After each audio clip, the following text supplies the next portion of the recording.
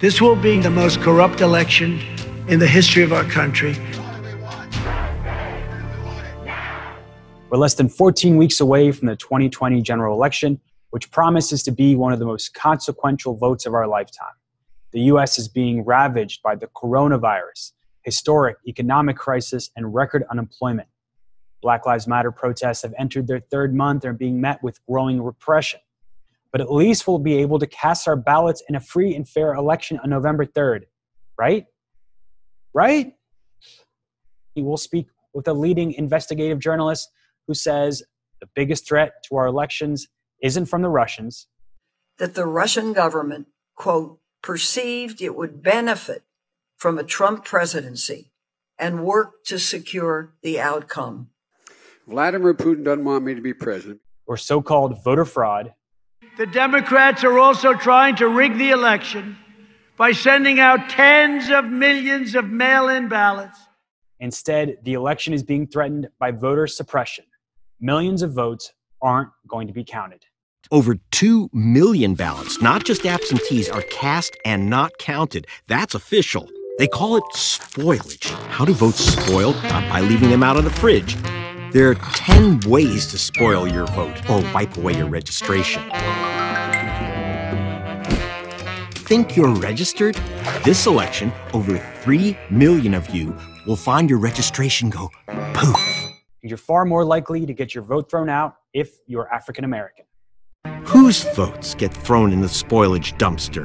According to the U.S. Civil Rights Commission, the chance of your vote spoiling is 900% higher if you're black than if you're white. We are joined by Greg Palast, known for his investigative reports for the BBC, The Guardian, and Rolling Stone. His bestsellers include The Best Democracy Money Can Buy, and his new book, How Trump Stole 2020, also tells you how you can steal it back. Greg, thanks for being the first guest on Election 2020. You've been exposing voter fraud and suppression for a long time, from Gore v. Bush to Georgia in 2018, where you helped Stacey Abrams take on then Attorney General, now Governor Brian Kemp. On a scale of 1 to 10, just how much trouble are we in with the election less than 14 weeks away? 1 to 10, I'd say 11. We're in trouble. So, sorry to bring the bad news to you, but yes, Trump has already stolen 2020. We can steal it back. We can take steps, but this is the most Jim Crowed election I've seen in my lifetime. It's really bad. That's why I wrote the book, How Trump Stole 2020, because I'm trying to get people to steal it back. That is, bust the burglar. I don't want you to steal votes. I want you to unsteal votes. So Trump claims mail-in voter fraud is a huge threat to the election. He tweeted, with universal mail-in voting, not absentee voting, which is good, 2020 will be the most inaccurate and fraudulent election in history. It'll be an embarrassment. He says, delay the election until people can vote properly and safely. A few things to unpack here. On one hand, his claims about voter fraud are lies. He and his top cronies vote by mail themselves. He doesn't have power to change the election by himself, thankfully.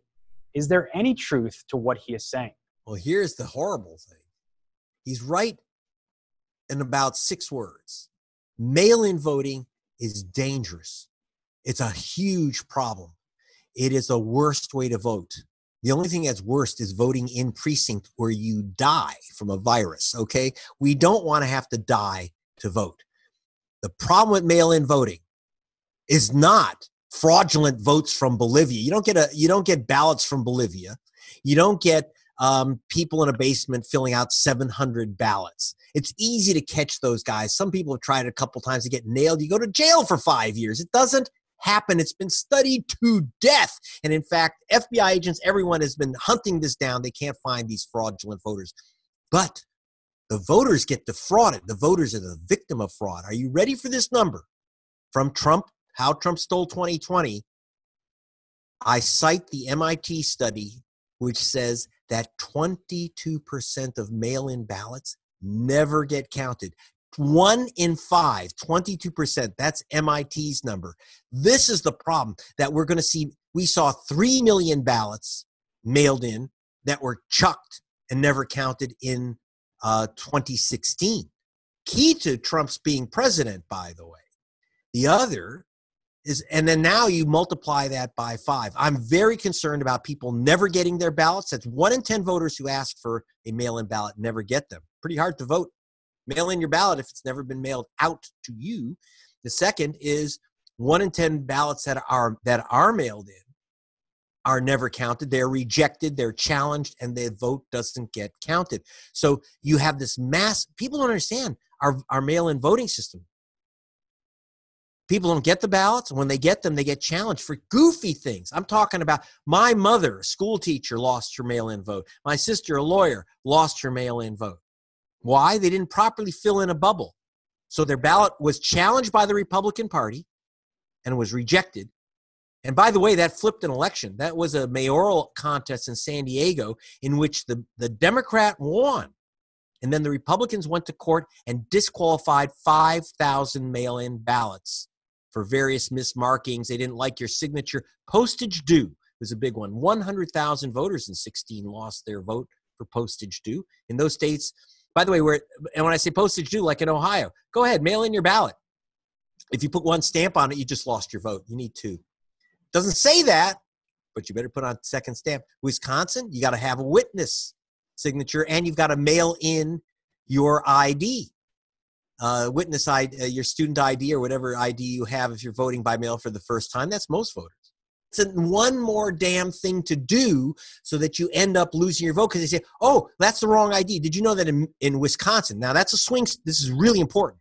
Wisconsin is the state that's most likely to determine who is president of the United States in November. That is the swing state. For a student to vote, they're going to have to mail in a photocopy of their student ID. They're also going to have, if they want to register, they're going to have, ready for this, proof of enrollment in good standing. And the third thing is 182,000 University of Wisconsin students have voter ID, state photo voter ID, but it's not legal to use in the election. They have to get a special voter student ID from their dean of students, whose office is closed right now. So they're knocking out over 100,000 student voters who are going to have trouble getting their ballot or getting their ballot counted. Alabama, you're going to have to notarize your ballot. And by the way, that's not, you say, well, Alabama is going to vote GOP. I don't know, because right now, Democratic Senator Doug Jones is running for re-election. He's fighting for his life. And the only way he can win is by massive mail-in vote. And they're going to make people notarize their ballot. During a pandemic. During a pandemic. By the way, a federal judge said that's insane. Oh, you have an alternative. You can have 2 witnesses. Better make sure that they get tested first. 2 witnesses or a notarized ballot. A judge said that's insane. That's literally dangerous. But the Supreme Court overturned it and said, no. Notary, hey, that costs you $20. A poll tax, hey, too bad. Having to get 2 witnesses, that's going to kill grandma when they bring in the virus, too bad. The GOP wants to win this election by blocking mail-in votes and blocking the count of the mail-in votes. So they're creating all this distraction by saying it's fraudulent, blah, blah, blah, so they can go in with their guys with the Hawaiian shirts, can go in and challenge votes. That's what I'm worried about. You cite the U.S. Civil Rights Commission that says you're 900% more likely to get your vote thrown out if you're black than if you're white. And in your book, you talk about Martin Luther King's cousin who had their vote challenged. Well, I was in Atlanta in 2018 when the GOP took this system of purging voters from the voter rolls, which they've done for years, but now they've got a whole new system. They took it for a test drive in Atlanta and Georgia in 2018 when Brian Kemp was Secretary of State of Georgia, the Republican, but he was also running for governor as the Republican against Stacey Abrams. And the only way he won was by removing, are you ready for this? 1/3 voters whom he said had moved. Now, obviously, listen, if you don't live in Atlanta, you can't vote in Atlanta. But I had experts go through the list, and they found out that 1/3 people had never moved. Their only crime was voting while black or voting while young. In other words, and so I went to the Atlanta polling stations on Election Day, and there was Raheem Shabazz went in to vote, thrown out. They said, you're no longer registered. Jasmine Bakhtiar, thrown out. You're no longer registered. And then Christine Jordan, 92 years old, been voting at the same schoolhouse 50 years, said, you're no longer registered, get out. So this is Martin Luther King's cousin. Yes, so since Martin Luther King's cousin, you heard the name Raheem Shabazz, Ms. Bakhtiar, in other words, their main crime was voting while black. But they were all accused of not being proper Atlanta voters anymore. So, but understand, this is how they stole the election in 18, but that was the test drive for 2020. So now, we are all Christine Jordan. We're all Martin Luther King's cousin being thrown out of the polling station. We're all susceptible. 16.7 million people have been purged from the voter rolls in the last 2 years of records. 16.7 million people. And you ain't getting your ballot if you're on that list, because they will not send a ballot to someone who's been purged from the voter rolls. You cannot get a ballot, and you won't even receive that little card that says, would you like a ballot? So anyone listening, by the way, better check their registration right now. That's defense rule number 1. So in the title of your book, you argue Trump's already stolen the election. What is it going to take to steal it back? Are the Democrats going to save us? Forget Congress. Congress ain't going to save your vote. Why would the GOP vote to allow millions of non-white people to vote? They know who they're voting for. They know the color of their vote, right? They're concerned about bluish voters, okay? So they're not going to save your vote. They know that there aren't enough white guys to reelect Donald Trump, so they got to get rid of the non-white guys. And they're certainly not going to let you mail in your ballot easily. That's the difference. You notice that Trump made a distinction between absentee ballots and mail-in ballots. Absentee ballots require a whole process. They refer to the states that require you to have an excuse, to mail in an excuse. In some states like Texas, you have to have the doctor notarize a ballot, notarize your excuse. It's crazy stuff. But simple mail-in voting, which would just save a lot of lives, no, they're going to block that. So you're going to have to take care of your own vote. Don't count on Congress. Don't count on the Democratic Party. Certainly don't count on the Republican Party. So don't count on anyone but you and voting rights activists and organizations to do anything. And you start with making sure you are still registered. Mrs. Jordan, 50 years at the same polling station. If they can remove her, there's a good chance they removed you. Check your registration and ask for your mail-in ballot as early as you can. If it doesn't arrive within 3 weeks of the election, you call up your county board of elections, say, where is my ballot? And you make sure that you get that ballot. If necessary, go in and get that ballot from your county board of elections. I'm sorry it's not easy to vote anymore. They're making it difficult. Well, too bad. Democracy is going to take some effort this time, my friends. So you mentioned the need to check your voter registration. You've made a printable guide called the Condom Ballot. So talk about the other steps we should all be taking to make sure our vote is protected. Well, I did say, and so yeah, the back of How Trump Stole 2020 is literally what I call the ballot condom. Obviously, no, you don't wrap it around your ballot. What you do is you read the instructions to make sure that you don't lose your vote.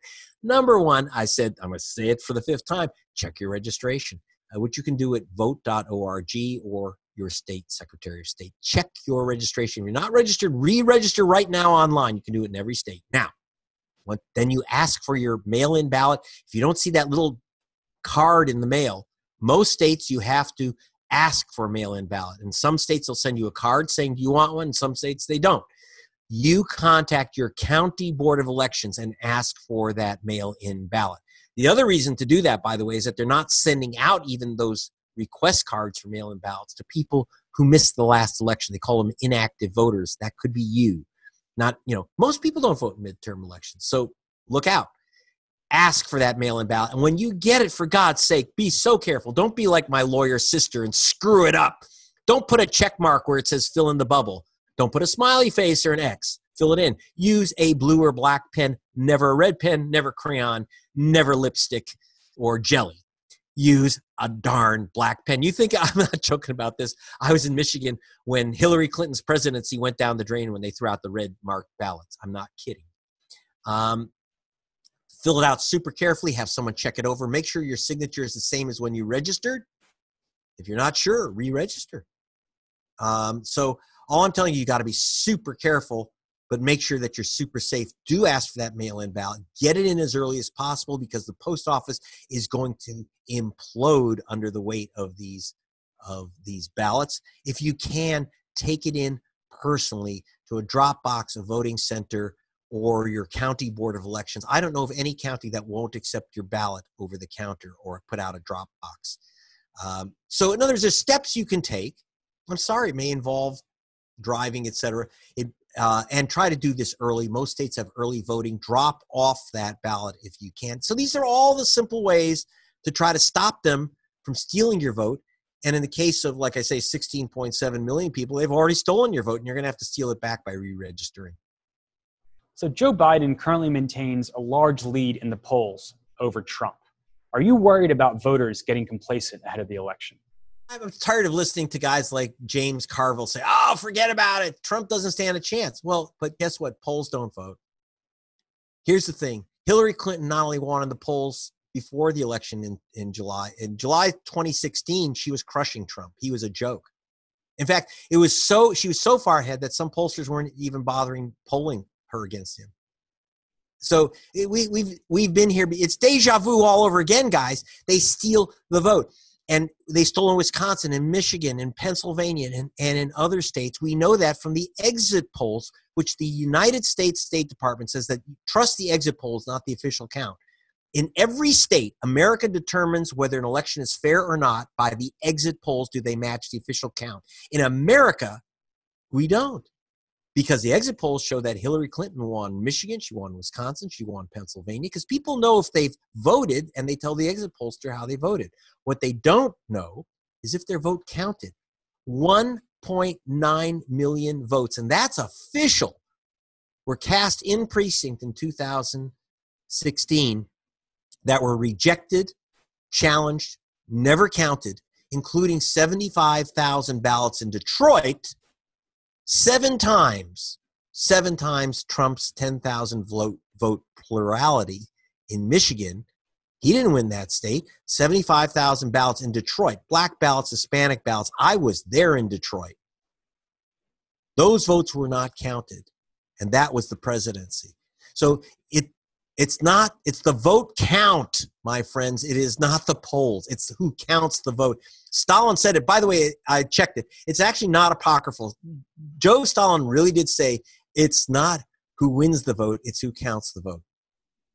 That's what counts. That's it.